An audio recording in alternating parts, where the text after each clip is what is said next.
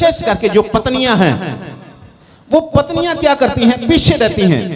जो पत्नियां पीछे रहती हैं, ठीक है, जो पत्नियां पीछे रहती हैं, अपने संग नहीं चलती, आगे नहीं बढ़ती, वो पीछे मुड़कर देखती हैं, क्योंकि वो पीछे हैं, पीछे मुड़कर देखेंगी, आगे की ओर नहीं, और वो नमक का थम बन गई।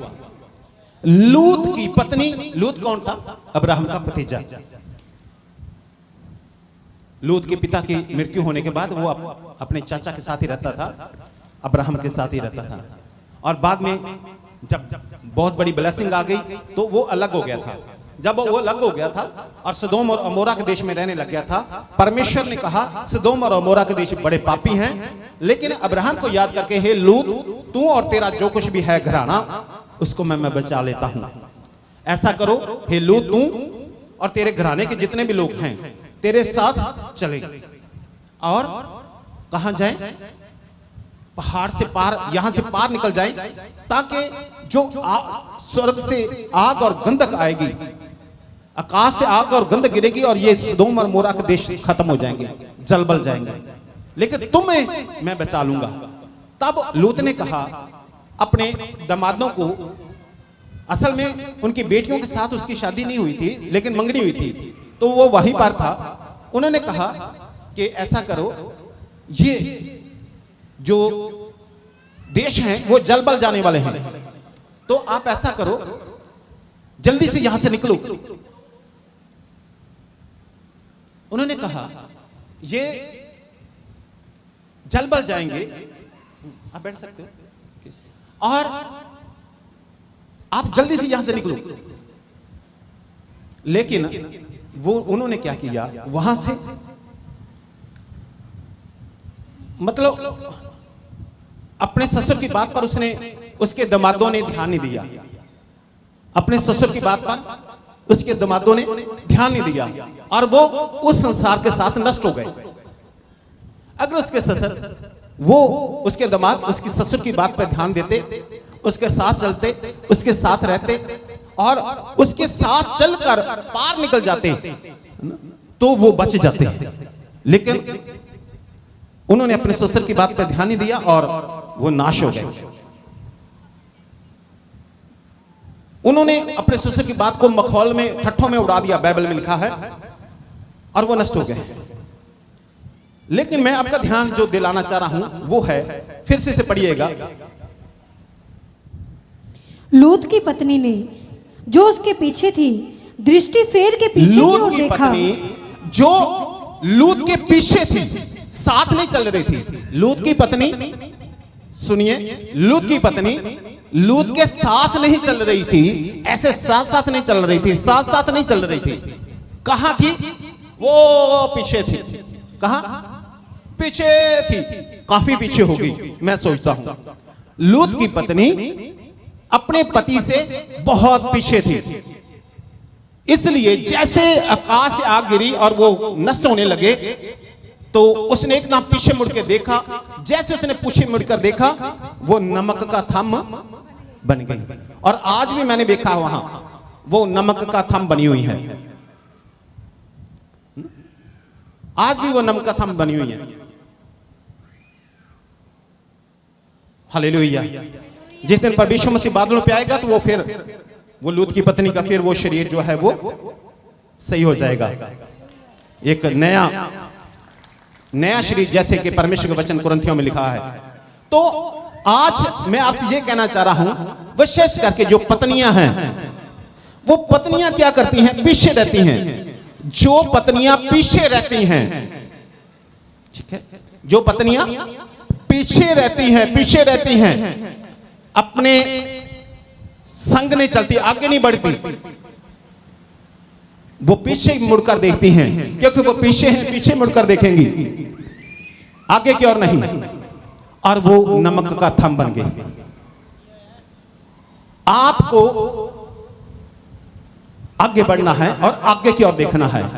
विशेष करके आज मैं पत्नियों से बात करना चाह रहा हूं। पीछे क्यों रह गई? उसको तो बराबर साथ होना चाहिए था। उसको तो साथ चलना था, चाहिए था। आज आत्मिक तौर पर पत्नियां जो हैं वो पीछे हैं। आज प्रार्थना में कई पत्नियां पीछे हैं, आज आराधना में कई पत्नियां पीछे हैं, बाइबल को पढ़ने में कई पत्नियां पीछे हैं। और पीछे हैं तो पीछे के पीछे कई बार शैतान पकड़ लेता है। आज आपको आगे बढ़ना है। अगर एक घर में 2 बहुएं हैं, एक घर में 3 बहुएं हैं, तो उनके अंदर कंपटीशन होना चाहिए कि मैं, अच्छा वो 1 घंटा प्रार्थना करती बहू बड़े वाली, ठीक है मैं 1.5 घंटा प्रार्थना करूंगी, तीसरी कहे मैं 2 घंटे प्रार्थना करूंगी। ऐसा कंपटीशन होना चाहिए। बल्कि ये कंपटीशन नहीं होना चाहिए उसने भी पोछा नहीं लगाया और मैं भी पोछा नहीं लगाऊंगी, उसने ये नहीं किया और मैं भी नहीं करूंगी। ये कंपटीशन के बजाय ये कंपटीशन होना चाहिए कि उसने 15 मिनट प्रार्थना की है, मैं 1 घंटा प्रार्थना करूंगी। ऐसा आगे बढ़ना है, पीछे नहीं रहना। लूत की पत्नी की तरह पीछे नहीं रहना। ऐसी भावना होना चाहिए, मैं ज्यादा आज्ञाकारी बनूंगी, मैं ज्यादा प्रार्थना करने वाली बनूंगी, मैं ज्यादा वचन पढ़ने वाली बनूंगी। ये आपकी बात कर रहा हूं मैं। देखिए एक वचन पढ़िए, नीति वचन 31 अध्याय, नीति वचन 31 अध्याय और उसका 15 वचन। आप इसको पूरा पढ़ सकते हैं, लेकिन मैं बीच में ही थोड़ा सा आपको समझाना चाह रहा हूं। नीति वचन 31 अध्याय और उसका 15 वचन। वह रात ही को उठ बैठती है। हाँ, जो पत्नी है वो रात ही को उठ बैठती है, रात ही को उठ बैठती है, मतलब सुबह जल्दी उठ जाती है। वो सुबह जल्दी उठ जाती है। ऐसा नहीं कि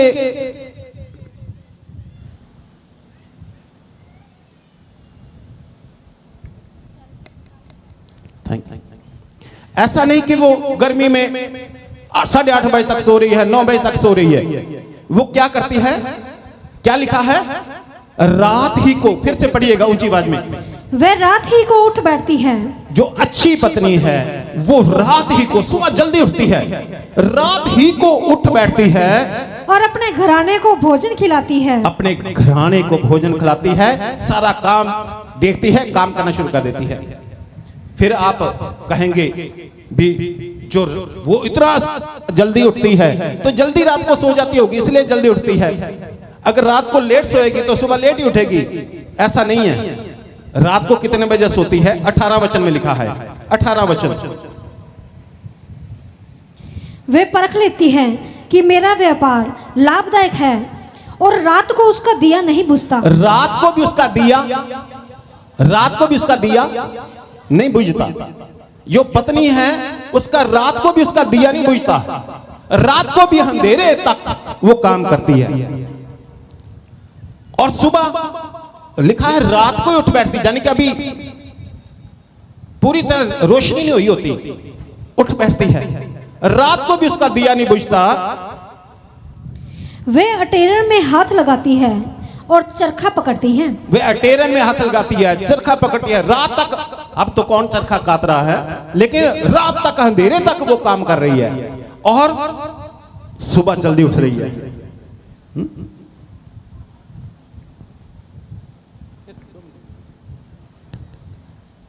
सुबह जल्दी उठती है, रात को ही उठ बैठती है। और 13 वचन, वह ऊन और सन ढूंढ ढूंढ कर अपने हाथों से प्रसन्नता के साथ काम करती है। और ये पत्नी जो है प्रसन्नता के साथ काम करती है। कैसे काम करती है, प्रसन्नता के साथ काम करती है। कैसे काम करती है, कुड़ कर बुड़ कर नहीं काम करती, प्रसन्नता के साथ काम करती है, प्रसन्नता के साथ काम करती है। और 30 वचन पढ़िएगा, शोभा तो झूठी और सुंदरता व्यर्थ है। सुंदरता तो व्यर्थ है, परंतु जो स्त्री यहोवा का भय मानती जो है, स्त्री परमेश्वर का भय मानती है, उसकी प्रशंसा की जाएगी। उसकी प्रशंसा की जाएगी। जो प्रार्थना करती है, सुबह उठकर प्रार्थना करती है, रात को प्रार्थना करती है, वचन को पढ़ती है, सुबह जल्दी उठकर परमेश्वर की स्तुति करती है, जल्दी उठकर अपने घराने को संभालती है, रात को लेट तक दिया नहीं बुझता और वो काम करती रहती है।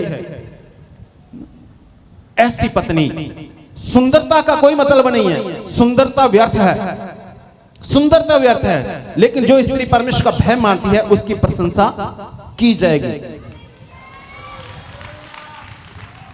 और सब लोग उसे क्या कहेंगे? 28 वचन पढ़िएगा, 28 और 29 वचन। उसके पुत्र उठ उठकर उसको धन्य कहेंगे। उसके पुत्र और उसका पति भी, उसके परिवार के सारे लोग सब उठेंगे, उसको धन्य कहेंगे, उठकर धन्य कहेंगे उसे। हाँ, उसका पति भी उठकर उसकी ऐसी प्रशंसा करता है। बहुत सी स्त्रियों ने अच्छे अच्छे काम तो किए हैं, बहुत सी स्त्रियों ने अच्छे अच्छे तो काम किए हैं, परंतु तू उन सबों में श्रेष्ठ है। लेकिन तू सबों में श्रेष्ठ है, तू सबों में श्रेष्ठ है। बहुत सी स्त्रियों ने अच्छे अच्छे काम किए, लेकिन तू सबों में श्रेष्ठ है। रात अंधेरे तक तू काम करती रही, सुबह अंधेरे में ही उठी पड़ी और प्रसन्नता के साथ काम कर रही है। बुड़ बुड़ करके नहीं, कुड़ कुड़ करके नहीं, प्रार्थना में लगी है, आराधना में लगी है। हालेलुया।